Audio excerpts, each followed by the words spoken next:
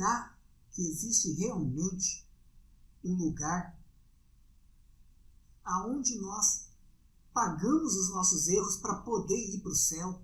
Será que realmente essa doutrina, a doutrina do purgatório, é uma doutrina incontestável? É o que nós vamos conversar um pouco no vídeo de hoje. A paz do Senhor a todos, eu sou o Anderson Rincobello e mais um vídeo está começando agora em novo canal, com um novo direcionamento, recomeçando tudo, e eu espero que vocês possam estar conosco nesse recomeço.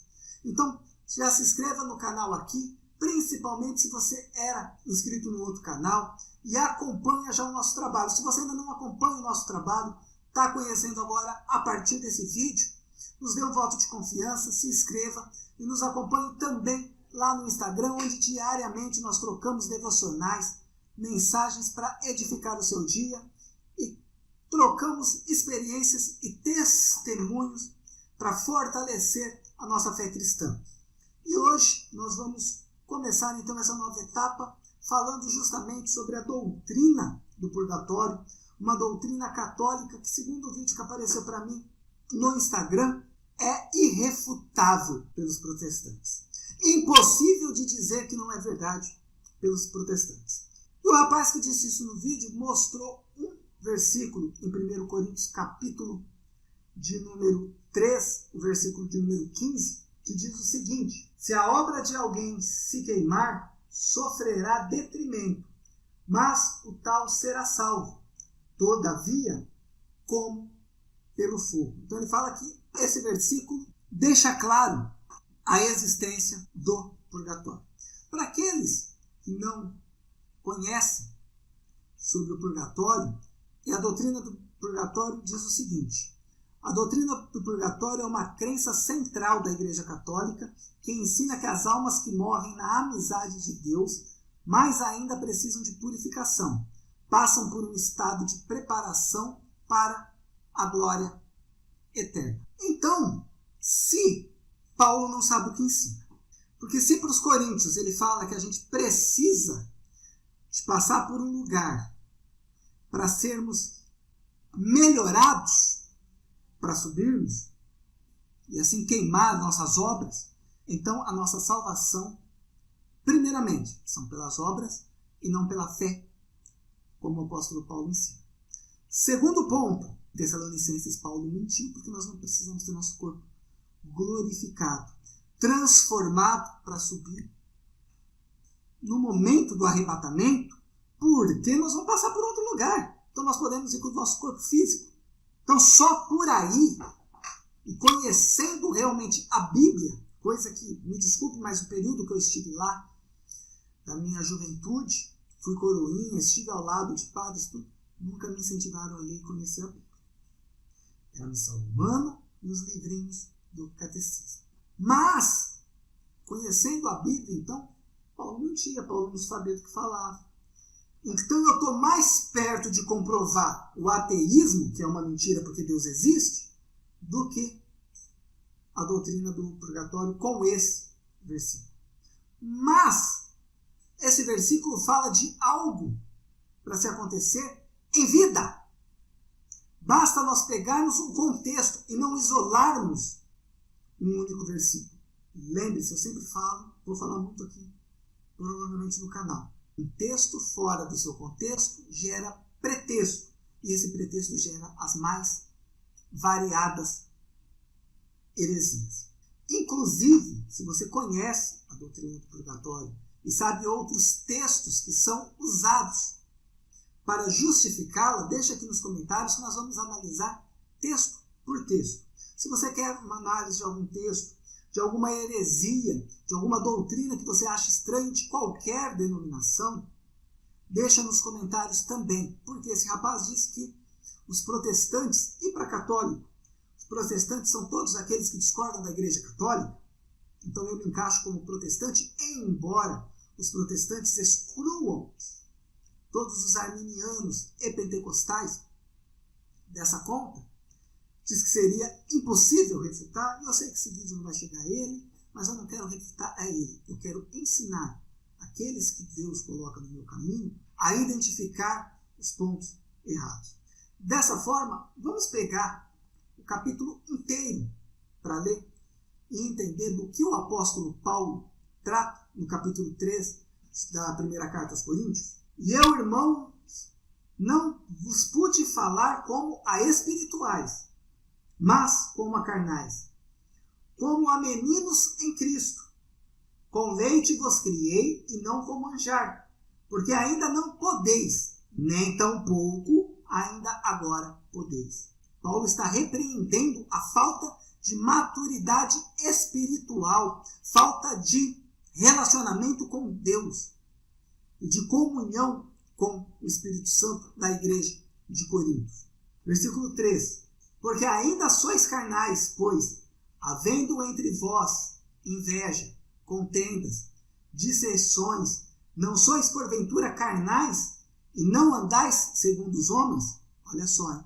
Porque dizendo eu sou de Paulo, e outro, eu de Apolo, porventura não sois carnais? Pois quem é Paulo e quem é Apolo, senão ministros pelos quais crestes, e conforme o que o Senhor deu a cada um. Então, o que o apóstolo Paulo está dizendo aqui é que passou Paulo, passou Apolo pela igreja de Corinto, como hoje acontece, muitas igrejas vão trocando periodicamente de pastores, e você chegar e falar assim, não, eu me converti com o pastor tal, eu só procuro ele, eu vou atrás dele, eu só acredito no que ele ensinou. Se você ensinar algo diferente do dele, eu não acredito. O evangelho não é do pastor, o evangelho não é do pregador, o evangelho não é do ensinador, o evangelho é de Cristo. É isso que o apóstolo Paulo está dizendo no capítulo 3. Versículo 6. Eu plantei, Apolo regou, mas Deus deu o crescimento. Pelo que nem o que planta é alguma coisa, nem o que rega, mas Deus que dá o crescimento. A igreja de Corinto foi fundada por Paulo, e depois Apolo veio para tomar conta da igreja. Dessa forma, que Paulo está dizendo aqui, só nenhum dos dois é nada. Sem a ação do Espírito Santo, a igreja não teria crescido, não teria se estabelecido. Quem dá o crescimento, quem abençoa, é Deus. E é isso que muitos cristãos hoje têm se esquecido. O fundador da igreja está num pedestal semelhante ou maior do que Jesus Cristo. Não porque fulano é santo, porque ele é o dirigente da igreja. É um ser humano que, se não vigiar, se não orar, se não jejuar, se deixar cair em tentação da posição, vai cair, vai para o inferno do mesmo jeito. Não interessa qual a liderança, qual a denominação ao qual você faça parte. Homem não é para ser idolatrado. As obras do homem não são para serem idolatradas. São para ser instrumentos daquele que é o único que é digno de toda a honra, todo louvor e toda adoração. Versículo 8. Ora, o que planta e o que rega são um, mas cada um receberá o seu galardão, segundo o seu trabalho. Aqui já começa então a falar da recompensa. Versículo 9. Porque nós somos cooperadores de Deus, vós sois lavoura de Deus e edifício de Deus. Segundo a graça de Deus que me foi dada, pus eu como sábio arquiteto o fundamento, e outro edifica sobre ele, mas seja cada um como edifica sobre ele. Então Deus usa a nossa vida para fazer o plano do plantio da igreja, para começar a evangelizar. Depois vem outro para dar continuidade no trabalho. Mas quem permanece dando crescimento, alimentando, é sempre Deus. É sempre o Espírito Santo. Você vê que o assunto era sobre o purgatório, mas nós estamos tendo uma aula de vida com Deus. Por quê? O assunto não tem nada a ver com as suas obras depois que você morre. Tem a ver com a idolatria que estava acontecendo com o povo, com aqueles que passavam pela igreja, para dirigir a igreja, os pastores da igreja. O versículo 11. Porque ninguém pode pôr por outro fundamento, além do que já está posto, o qual é Jesus Cristo. Ele até menciona isso no vídeo, mas nós estamos vendo que Paulo está falando sobre a idolatria do homem, sobre a doutrina do homem, sobre eu achar que o homem está acima de tudo e que eu tenho que me dizer, não, eu sou filho de Apolo na fé. Não, eu sou filho de Jesus Cristo, eu sou filho de Deus. Versículo 12. E se alguém sobre este fundamento formar um edifício de outro, prata, pedras preciosas, madeira, feno, palha, a obra de cada um se manifestará na verdade. O dia a declarará, porque pelo fogo será descoberto. E o fogo provará qual seja a obra de cada um. Se a obra que alguém edificou nesta parte permanecer, esse receberá galardão. Se a obra de alguém se queimar, sofrerá detrimento, mas o tal será salvo, todavia como pelo fogo. Na verdade, ele lê o versículo 13, 14 e 15 como sendo pós-morte. Mas se nós pegarmos tudo, Paulo não muda o assunto. Paulo não muda o motivo da bronca que ele estava dando nos cristãos da igreja de Corinto. Então isso nada tem a ver com o purgatório, porque não está falando nada da morte. O que Paulo está dizendo aqui é que se eu me apegar à doutrina, aos ensinamentos do homem, se eu me apegar e falar assim, eu sou do meu pastor, o meu pastor é o cara. A hora que ele cair, eu vou cair junto, porque a minha fé, as obras, o que eu falo isso para a igreja, não é para louvor, não é para adoração, não é para culto a Deus. É para o meu pastor vir e ficar feliz comigo. E me dar cargo na igreja, me levar para os lugares. Estou fazendo para o homem. E quando eu faço para o homem, tudo cai, tudo se destrói, tudo vem à ruína. Desta forma, meus irmãos, tudo cai por terra. O que está sendo dito em 1 Coríntios capítulo 3 é um resumo de repreensão à idolatria.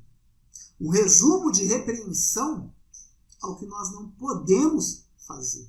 E não do que acontecerá com nós quando nós morrermos. Em nenhum momento Paulo está falando aqui, quando vocês morrerem, as suas obras passarão por isso. Não, está falando assim, cambada, vamos parar de adorar o homem, porque se o homem não for de Deus, ele cai e vai para o inferno. E vocês vão junto. É só isso. É somente isso. Não tem nada a ver com o purgatório, essa passagem. Eu espero que cada um dos que me assistem tenham conseguido entender. Se não entenderam, vamos tentar conversar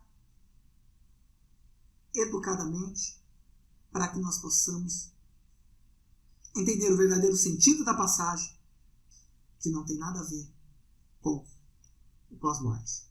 Muito bem, irmãos, nosso vídeo vai ficando por aqui.